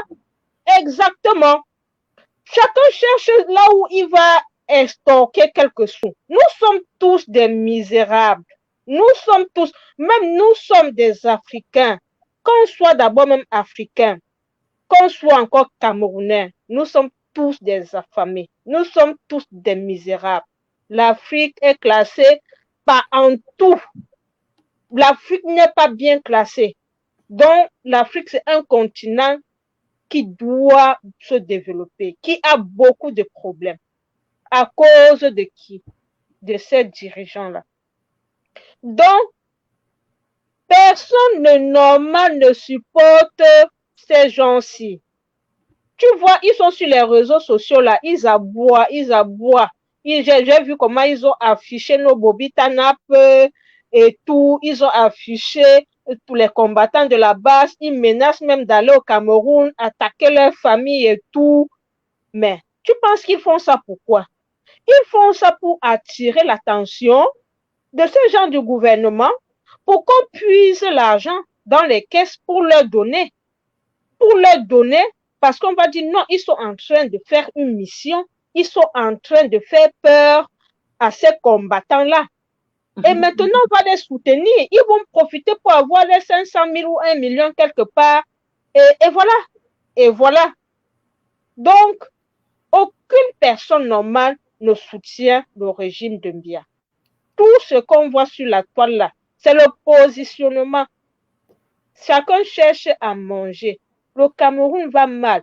Que tu sois combattant, que tu ne sois pas combattant, chacun de nous a un proche qui est victime ou qui a été victime de ce système. Le Cameroun va mal. Je lisais encore ce matin que Paul Biya est dans son village à Vomeka. Moi, c'est ce que j'ai lu sur les réseaux. Bon, je ne connais pas, je ne peux pas dire que c'est vrai, c'est faux, mais je m'en tiens à ce que j'ai lu. J'ai lu qu'il est à Vomeka et que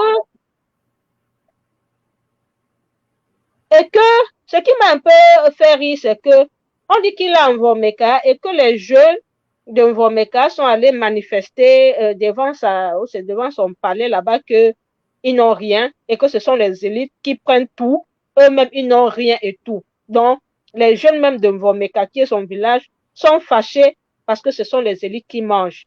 Donc, tu comprends donc que le Cameroun, c'est leur gâteau. C'est leur gâteau. Chacun vient, il coupe sa part. Il se partage. Et nous, notre mission, c'est de récupérer notre pays. Nous devons récupérer notre pays aux mains de ces gens-là et les remettre aux mains de ceux, des vrais patriotes. Parce que ces gens-là, ils se disent patriotes, ce sont des criminels, ce sont des menteurs, ce sont des incapables. Ce sont des... Je sais même pas quel qualificatif je peux leur donner. Ils sont même pires que des criminels. Nous devons récupérer notre pays. Je vois un malheureux. Par tous les moyens. Je vois un malheureux dans un commentaire qui dit Kamto ne peut être président à Itoudi. Même pas dans les rêves, il le sait, à moins de réussir au concours pour devenir boulot. C'est les émergueurs comme ça qu'on trouve dans le Cameroun. Je dis, que ce soit Kamto ou pas, aucun président ne peut envier Itoudi. c'est un cimetière. C'est une maison hantée. On n'a pas besoin d'y être là-bas. Oui. On n'a pas besoin d'y être là-bas. Si on vous fait cadeau, on n'a pas besoin d'être là-bas. Et pour dire, ils ont un pouvoir. C'est quelqu'un qui fait un commentaire comme ça, quand tu veux regarder depuis le matin, il n'a pas mangé. Il n'a pas mangé. Il est debout. Il est devant son écran. S'il était affairé, c'est qu'il n'est même pas l'entrée de suite. Il n'a pas mangé. Il vient vociférer les commentaires irresponsables, immatures comme ça sur le truc. Parce que Kamto n'est pas camerounais. Le président Kamto n'est pas camerounais. Il est congolais. Il est congolais. Mais même s'il était congolais, il est africain. Nous avons vu en Côte d'Ivoire. Hein. Donc, ce que vous parlez... Brigitte, et ce que dans le commentaire là, il faut bien lire le commentaire. Il dit que Kamto ne peut pas être président à Etoudi, même pas dans les rêves, il le sait, à moins de réussir au concours pour devenir Boulou. Donc pour lui, le Cameroun appartient au Boulou. La fonction présidentielle appartient au Boulou.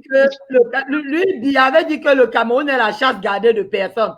Il s'adressait à l'époque aux Français. Et comme je m'adresse que le Cameroun aujourd'hui n'est pas la chasse gardée d'un quelconque ethnie ici.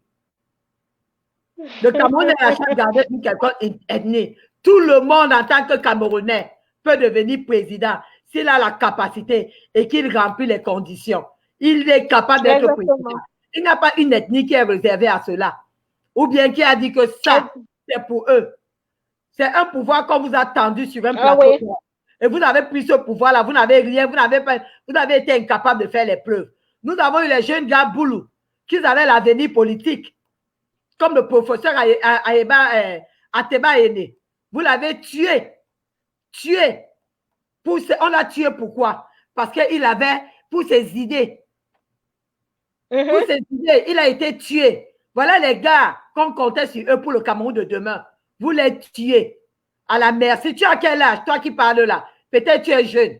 Tu as l'avenir devant toi. Désolation. Désolation pour vous. Parce que le Cameroun appartient aux Camerounais. Pas une poignée de personnes. Le Cameroun, c'est pour le peuple camerounais. Moi, je vois un pays, ma soeur, où tu te lèves. Il y a un truc qui m'a choqué. Jusqu'aujourd'hui, j'attends encore la solution. Un pays qu'on se lève, on arrête un journaliste. On l'assassine. Comme notre feu frère, Ouazizi. Jusqu'aujourd'hui, le responsable de la communication de l'armée, peut-être il a titre de colonel ou général, est venu en Mondovision mentir que ce monsieur, sa famille était à son chevet. Pourtant, après sa mort, son procès continuait. Son avocat y était. Il demandait qu'on le sorte de Joël. Il ne savait pas dans quelle prison son client était. Il est venu mentir jusqu'à dire que le corps a été scellé. La famille n'a même pas eu, ne serait-ce que la permission. Je dis même une permission car ça n'existe pas. Ils ne connaissent même pas où se trouvent les restes de leur fils, mari, père. Voilà un pays que nous allons acclamer aujourd'hui. On gère bien, on se lève, on tue les journalistes. Comme le révérend qu'on a tué, il a souffert à l'hôpital, il a demandé en prison qu'on le fasse sortir. Pour les soins, on a refusé. Quand on a sorti, on a senti sa mort venir. Ils sont partis l'abandonner dans un lit d'hôpital, l'enchaîner. Il est mort. Même après qu'il ne soit mort, ma soeur, le cadavre est resté menotté sur le lit. Ça, c'est un gouvernement. J'ai vu ça. Oui, c'est un gouvernement. J'ai vu ça sur les réseaux sociaux. Nous allons acclamer. Parce que c'est un gouvernement de boulot. Je ne veux même pas entrer dans ce jeu-là. Parce qu'il y a beaucoup de boulot qui sont à l'opposition. Il y a beaucoup de boulot qui veulent le changement, qui sont fatigués. Parce que quand on va dans les villages là-bas, il n'y a pas de route. Il n'y a pas d'infrastructure. Bien sûr. Il a cherché une poignée de personnes pour les faire manger. Toi, tu es le dernier des boulous. Si.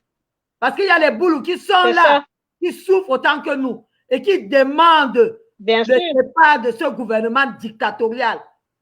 N'importe quel président qui va venir s'asseoir aujourd'hui et qui ne peut pas remplir les conditions des Camerounais, nous devons nous lever. Ça ne se limite pas sur une seule personne. Les 38 ans qu'il y a eu là, plus jamais au Cameroun. On va se lever. Plus jamais. X ou Y, tu te lèves pour abuser du peuple camerounais. Nous allons nous lever pour cela. Ça serait vaincre ou mourir. Ah oui. Ça serait là. Donc, ça serait pour notre nation. Nous allons nous lever pour notre nation. Ça, c'est la lutte de Bobby Tenap. On ne veut pas savoir si tu es boulot ou pas. Que tu sois Bamleke, que tu sois Bassa, tant que tu es chef de l'État et que tu ne peux pas te soucier de ton peuple, nous allons nous lever. Alors, tout ça, c'est pour tout le monde. Nous ne sommes pas là pour une partialité. Nous sommes là pour le Cameroun uni, pour l'ensemble des Camerounais. On ne veut pas savoir la zombification des divisions. Là, nous ne sommes pas là-dedans. Le Cameroun est uni et nous nous mettons pour cela. Ceux qui veulent désunir le Cameroun, c'est leur problème.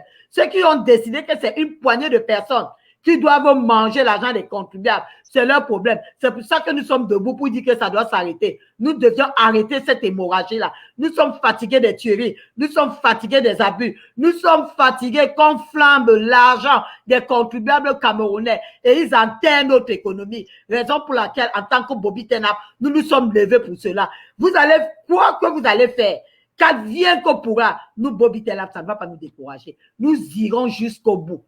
Personne ne peut nous décourager de nous lever. Ce n'est pas vos petits mots. Allez prendre 25 millions pour venir vous mettre pour protéger. Vous protégez qui? Contre qui? Personne de Bobby Tenap ne va se lever pour aller porter la main sur Chantal Biya, qui est pour moi ma fille et qui est pour les autres leurs petites sœurs. On n'a pas besoin de lui porter la main. Qu'est-ce qu'elle a fait? C'est une enfant. On ne lui porte pas la main. Nous nous sommes seulement levés pour dire que aller dans un hôtel de 5 000 € par jour, pas seulement 5 000 € par ces gardes qu'on sont là. On peut multiplier ça même à 15 000 € par jour. Ça devait faire les soins, remplir, équiper les hôpitaux au Cameroun. C'est là le problème de Bobby Tenap. Si vous ne comprenez pas la raison pour laquelle les Bobby Tenap et les gars de là-bas se sont levés, c'est pour stopper les dépenses inutiles. À la personne de la petite Brenda, on n'a rien à voir avec sa personne. C'est une enfant innocente. On n'a rien à voir avec elle. Si vous voulez parler pour 25 millions pour manger, allez prendre vos 25 millions et manger. Mais en ce qui concerne cette petite fille, elle n'a rien à voir. On ne l'en veut pas personnellement. Rien à voir. Et réfléchissez aussi. De la même manière, si vous prenez 25 millions de grâce, prenez les 25 millions là, allez protéger les enfants du Nozo. Pour qu'il n'y ait plus de gabou. Allez au Nozo protéger ces enfants qui dorment affamés. Allez dans les bourses. Sortir ces mamans qui vivent dans les forêts, qui se font mordre tous les jours dans les forêts par les serpents. Prenez les 25 millions, allez là-bas. Parce que vous n'avez pas protégé Brenda Biya contre les Bobby Tenap pour les gars de la base. On n'a pas besoin de sa personne. C'est une enfant. Si elle est dans les problèmes un jour, et qu'on sait comment, ou bien on trouve cette fille face à un groupe de petites agressions là, on est de passage, on va la soutenir. C'est notre enfant. Ah oui. Mais arrête cette dépense irresponsable. C'est tout, c'est le problème. Donc, ne mélangez pas des problèmes. On n'en veut pas à sa personne. Ah oui. En vouloir à sa personne, c'est autre chose. Ah oui. On ne peut pas aller officiellement s'afficher. On pouvait savoir, l'effet déjà de savoir qu'elle est dans cet hôtel. Si c'est des gars, les gens qui étaient mal intentionnés, on pouvait la voir d'une autre manière. Donc, on n'en veut pas à sa personne. Qu'elle limite les dépenses. C'est tout le problème de Bobby Tenap et des gars de la base. Prenez vos 25 millions, il y a beaucoup à faire avec l'argent. Allez équiper les hôpitaux.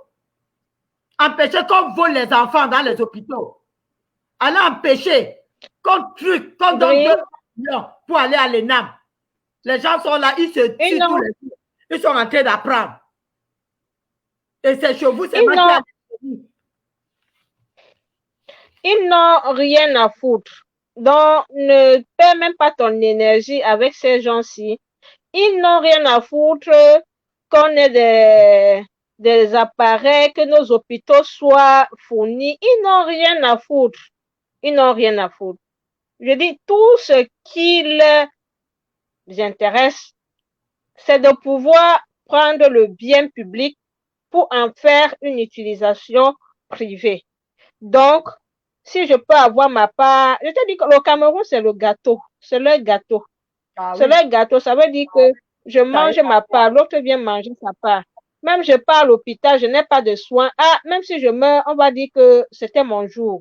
C'est comme ça. Comme chez nous, on a appris à tout expliquer que même si c'est n'importe quoi, c'est ton jour, c'est ton jour. On est dans un déterminisme. Nous, on croit à ce que c'est pas la condition de vie qui peut déterminer peut-être comment est-ce que tu peux vivre sur Terre. Non. On croit que chez nous, on ignore qu'on a beaucoup de morts gratuites. On a des morts gratuites parce que si on était sur d'autres cieux, nos proches n'allaient pas autant mourir. Par jour, tu apprends des décès au Cameroun, de causes tu ne peux pas imaginer. Des gens meurent gratuitement. Parce que dans l'autre jour, j'ai une amie encore qui perdait sa maman. Elle me dit sa maman a eu, je sais pas, un AVC. Elle devait quitter de Loum jusqu'à Douala.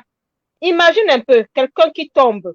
On l'amène dans un hôpital, dans une ville comme Loum. Il n'y a pas d'hôpital là-bas qui peut la soigner. On est obligé de porter une vieille maman, de la transporter jusqu'à Douala. On arrive à Douala, on l'amène dans une clinique de référence qu'on appelle grande clinique. On arrive dans cette clinique, il fallait faire un scanner. Il n'y a pas de scanner dans cette clinique. Dieu. Clinique de référence, il n'y a pas de scanner.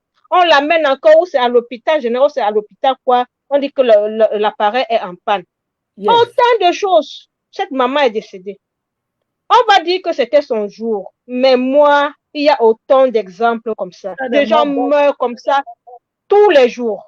L'espérance de vie au Cameroun, c'est 40 ans. Je ne sais pas si c'est 40 ans. Je ne sais pas si on est même à 45 ans d'espérance de vie au Cameroun.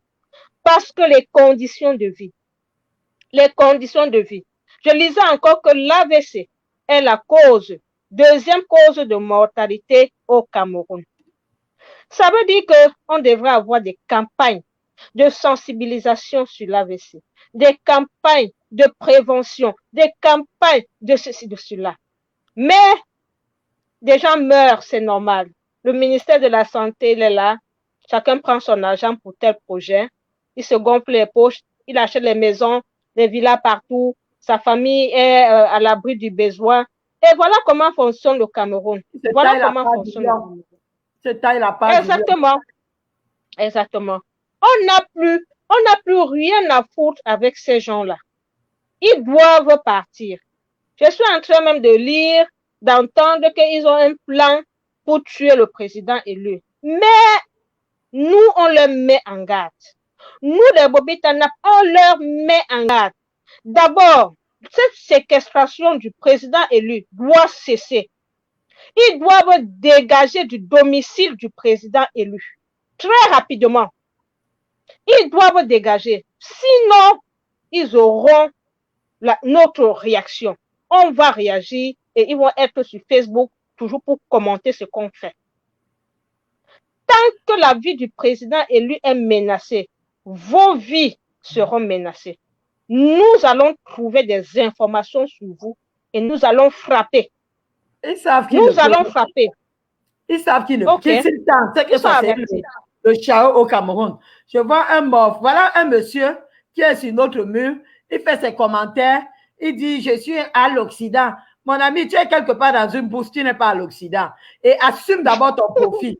Il est là, il est même incapable d'avoir une photo de profil. Assume ton profil. Et regarde comment nous sommes libérales. Tu es sur le mur de Bobby Tenap, tu insultes, on te regarde. Mais quand l'opposition sort au Cameroun pour marcher, vous empêchez, on t'aurait bloqué. On te laisse chier tes conneries sur le mur. C'est comme ça que vous devez faire au Cameroun. Et chez moi, ici à l'Occident, tu es à l'Occident, tu te trouves à l'Occident, assume ton profil. Va sur ton profil et mets ta photo. Tu es incapable d'assumer ton profil, tu te mets, tu racontes, tu viens parler et écrire des inepties. Et dire des choses qui n'existent pas. On te laisse. L'heure n'est plus à la blague. L'heure n'est plus à la blague. Vous touchez un seul cheveu du président élu. On ne va pas seulement vous dire. On ne va pas seulement vous dire, comme Marius a dit là, œil pour œil, dent pour dent. On n'est plus là pour blaguer. On est dans une dynamique révolutionnaire. Retenez ça, hein? Nous sommes des révolutionnaires. Donc, ça veut dire que nous sommes prêts à poser des actes. Alors, des actes, hein? On n'est pas là pour, on ne blague plus. Oui. On est prêt pour des actes. On n'est pas là pour blaguer. Trop, c'est trop. La récréation est terminé. Un pays qui n'arrive même pas à peser tous les erreurs qu'ils peuvent faire. Si déjà l'organisation internationale essaie de leur mettre l'œil, tout ce qui se passe au domicile de Kamto, il est là, il est en résidence surveillée, sans un mot de notification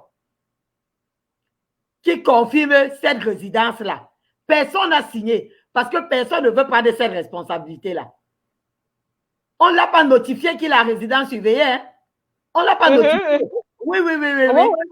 Il est là. Les avocats il regarde. Il n'est pas notifié.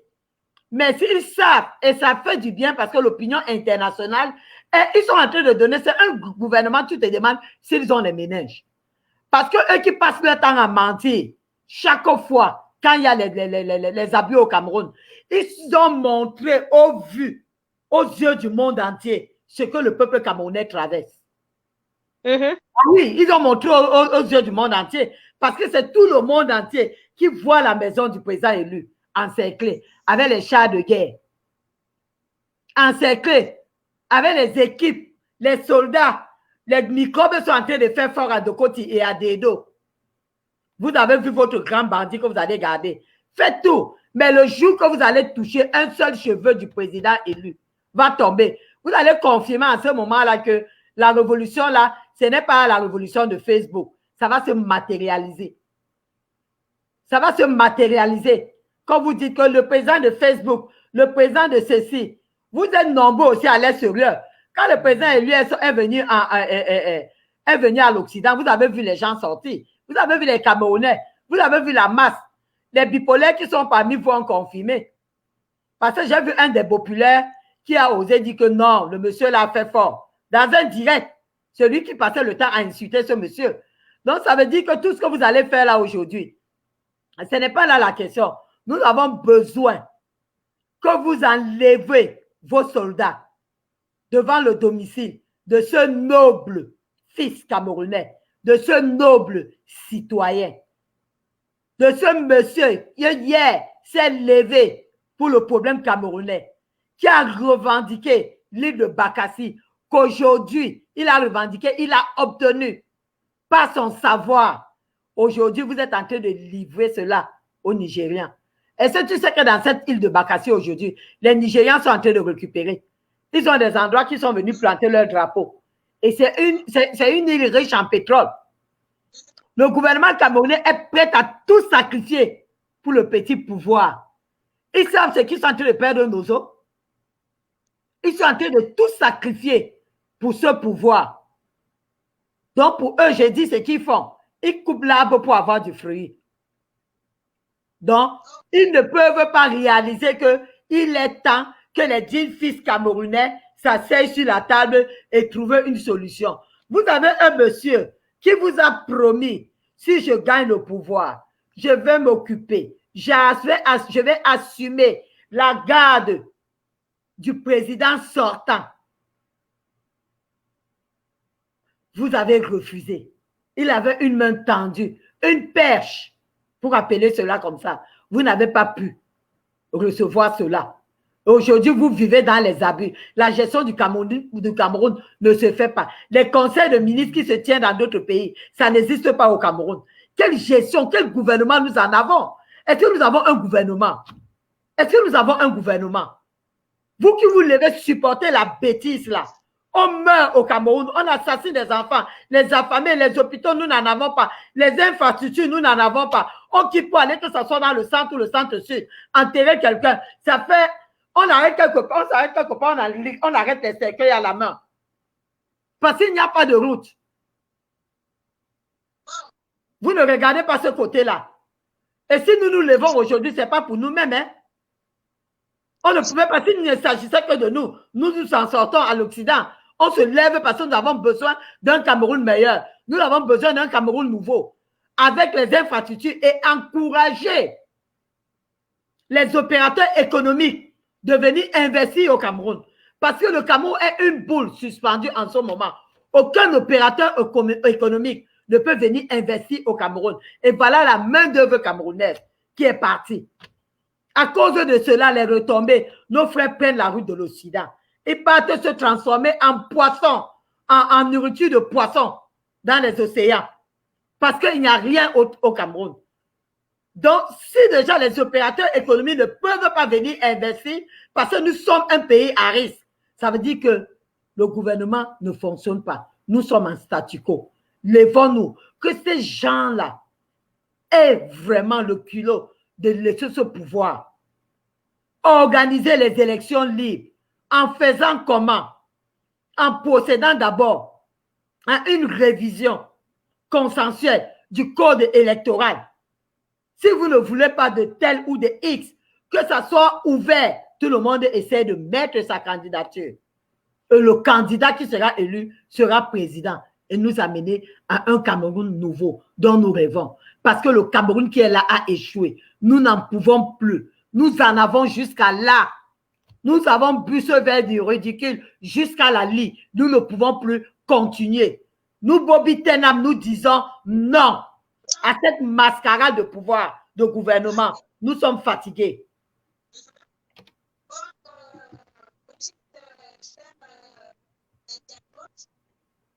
Déjà à la fin de notre direct.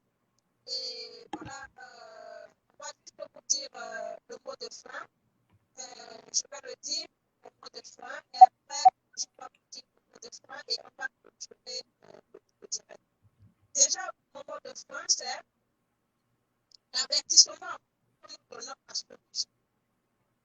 Nous lui donnons un avertissement de quitter, de libérer le domicile du président. Il faut quitter devant sa maison. Le pire, la police, la gendarmerie, quitter devant le domicile du président élu. Vous êtes en train de porter atteinte à sa personne. Vous n'avez pas le droit de vous pointer devant son domicile. Bientôt, nous serons, ça va faire un mois que vous êtes devant. C'est inadmissible. C'est inacceptable ce que vous êtes en train de faire. Je dis bien, c'est inacceptable. Dans aucun pays du monde, ça n'existe pas. Ça n'existe pas. Donc, dégagez devant vos domiciles. Vous avez mieux à faire ailleurs. Et libérez tous ces détenus qui n'ont rien fait. Qui n'ont rien fait. Libérez. Et troisième avertissement, libérez notre pays. Dégagez, dégagez. On en a marre de vous. Vous là, le groupuscule d'amis là, on ne veut plus. Nous ne sommes pas des moutons, nous ne sommes pas des animaux. Non, partez, partez. Il est temps que vous partiez. Partez. Ça vous coûte quoi de partir? On ne vous veut plus. Par tous les moyens, nous allons vous dégager. Vous allez partir. Vaincre une dictature n'a jamais été facile. Mais nous y arriverons. Nous y arriverons. Vous allez partir. Vous allez partir. On sait pas. C'est tout. Donc, la lutte continue. Et nous, les Bobikara, nous lançons un appel à vous, aux 200 personnes, à tous nos frères et sœurs, de rejoindre le combat. C'est un combat citoyen et non un combat politique. La libération du Cameroun, ce n'est pas la libération du Cameroun. Si on veut que le Cameroun change, ce n'est pas que c'est le Cameroun. Non. C'est parce que moi, je suis citoyen. Je veux ce qui est bien pour mon pays. C'est ça. J'ai le droit de bien vivre dans mon pays. Vous avez le droit d'être bien soigné dans les hôpitaux. Vous avez le droit d'avoir de l'électricité tous les jours. Vous avez le droit d'avoir du travail après vos études. Même si vous n'avez pas la chance de faire des études, vous avez le droit d'être orienté vers une formation professionnelle qui puisse vous donner du travail. Vous avez tout ce droit en tant que citoyen camerounais.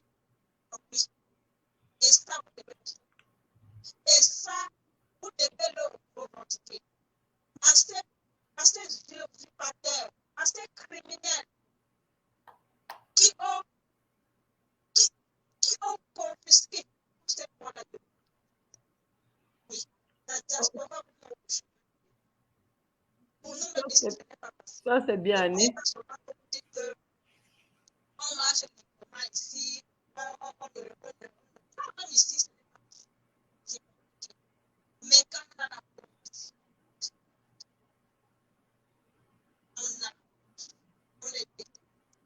Ok, Annie, tu as tout dit. J'espère que, comme on dit, on leur demande de libérer le plancher, libérer le domicile du président élu, libérer nos vaillants citoyens qui sont aujourd'hui au CED, dans les cellules partout, libérer tous les prisonniers politiques. Et comme Annie a dit tout à l'heure, c'est une guerre citoyenne, c'est une révolution. Nous n'avons pas un problème politique d'emblée. Ça, c'est la société civile. Parce que d'autres marcheurs étaient là dehors, ils ne font même pas partie de votre soi-disant MRC dont vous parlez.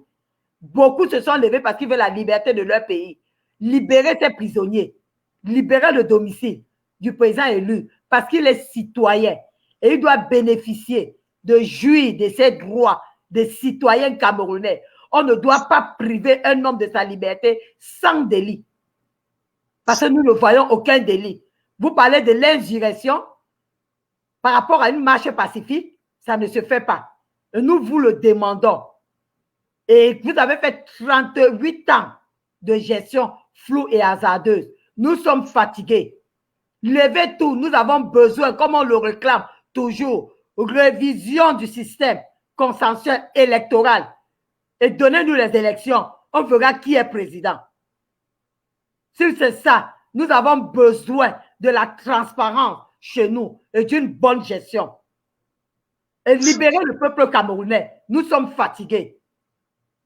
Tant que vous ne le faites pas, nous sommes de vous. Et la lutte va continuer. On ne va pas se fatiguer. Et tous vos petits magouilles à 2 balles là, ça ne ferait personne. Nous allons continuer jusqu'à l'arrivée. Nous allons continuer. Et l'arrivée n'est plus loin. Parce que vous avez exposé votre défaillance à l'opinion internationale. Cette opinion que quand il s'agit de vous, vous trouvez que c'est le Cameroun est souverain. Quand c'est le cas contraire, vous trouvez que la France a le droit de vous protéger. Mais vous allez voir. Comme dans Ouattara na Ouattara. Moi, j'en ai terminé, Annie. La patrie ou la mort, nous vaincrons. Nous vaincrons. Merci à tous d'avoir suivi ce direct et nous vous donnons rendez-vous dimanche prochain. Merci et au revoir. Merci. Bye bye, bye bye, bye bye, Annie.